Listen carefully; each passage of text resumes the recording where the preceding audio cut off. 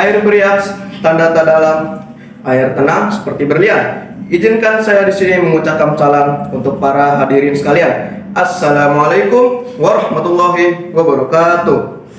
Innal hamdalillah nahmadu wa nasta'inuhu wa nastaghfiruh wa na'udzu billahi min shururi anfusina wa min sayyiati a'malina may yahdihillahu fala mudhillalah wa may yudhlilhu fala hadiyalah. Asyhadu an la ilaha illallah wa asyhadu anna Muhammadan abduhu wa rasuluh sallallahu alaihi wasallam.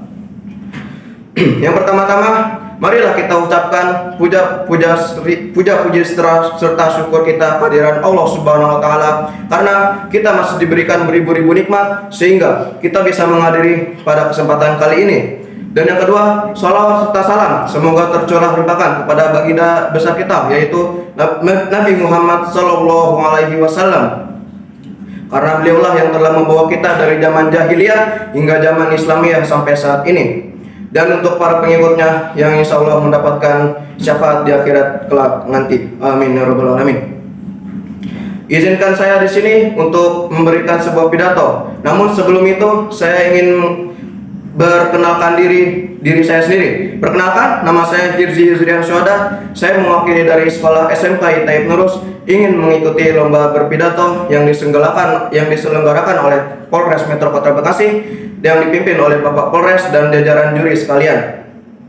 Saya di sini ingin membawakan pidato yang bertemakan hindari amarah. Setiap kehidupan yang kita jalani, kita selalu menikmati kenikmatan yang diberikan oleh Allah Subhanahu wa taala yang membuat kita bahagia. Namun terkadang di dalam kenikmatan tersebut kita juga selalu mendapatkan masalah yang kita hadapi, baik masalah kecil ataupun masalah besar. Cara dalam menyikapi masalah tersebut berbeda-beda. Ada yang menyikapinya dengan bersabar, ada yang menyelesaikannya dengan pelan-pelan, dan ada juga yang mudah terpancing emosi sehingga orang tersebut gampang sekali marah.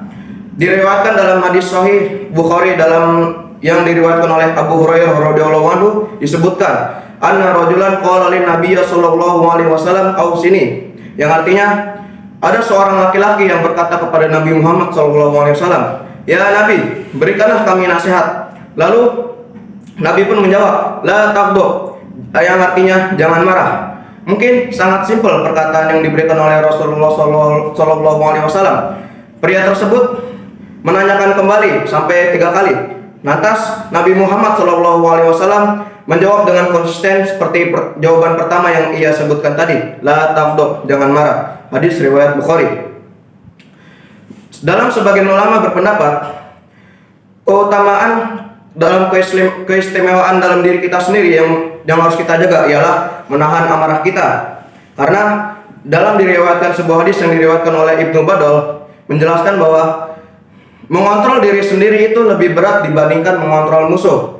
Jadi kita harus lebih pintar lagi dalam mengontrol diri sendiri dalam menyikapi sikap amarah tersebut. Karena jika kita terlarut dalam sikap amarah tersebut, niscaya kita tidak akan terkendali dan entah apa yang akan terjadi selanjutnya.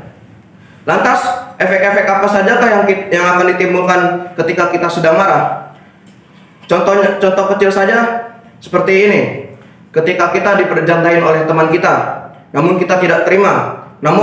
Maka dari itu hawa marah tersebut akan datang dalam diri kita sehingga bisa jadi kita langsung berkelahi ataupun kita memilih untuk diam. Efek yang selanjutnya ini dalam kekeluargaan terjadi biasanya dalam kasus kekerasan dalam rumah tangga atau yang disingkat dengan KDRT. Jika suami penyabar dan istri juga penyabar dan mereka menyelesaikan masalah dengan cara musyawarah, maka insya Allah tidak akan kata mengenal kamus KDRT dalam rumah tangga mereka. Efek yang selanjutnya yakni dalam lingkungan sekitar. Terkadang kita tidak menyadari efek-efek yang di lingkungan sekitar tersebut. Seperti halnya seseorang yang nekat membunuh musuhnya, bahkan temannya sendiri. Seorang pelajar yang dia tersebut menghadapi masalah dengan sekolah lain dan kemudian diselesaikannya dengan masalah tawuran. Yang selanjutnya demonstrasi di lingkungan sekitar yang menyebabkan kekacauan di mana-mana hingga dapat merusak aset-aset milik negara. Seseorang yang terjerumus dalam kemarahan tersebut, ia akan dijauhi oleh orang-orang sekitarnya. Karena kenapa? Karena yang pertama dari raut wajahnya, yang kedua dari sifat ekspresi dia. Dan yang ketiga, intonasi dia berbicara. Rasulullah Shallallahu Alaihi Wasallam bersabda,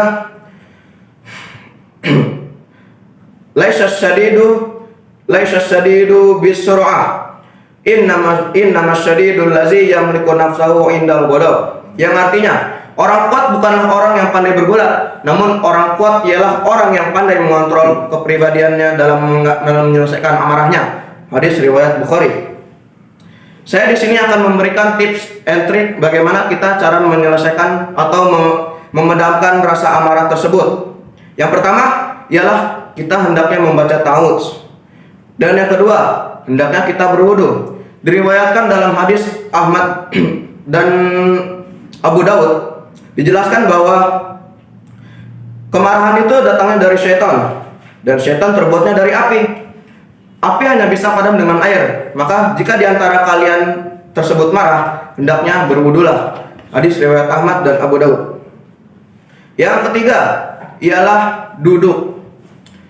Diriwayatkan lagi dalam hadis riwayat Ahmad dan Abu Dawud, dijelaskan bahwa jika kalian sedang marah dalam keadaan berdiri, hendaknya duduklah. Jika duduk tidak membuat marah tersebut hilang, hendaknya bertidur miringlah. Hadis riwayat Ahmad dan Abu Dawud. Yang selanjutnya ialah diam.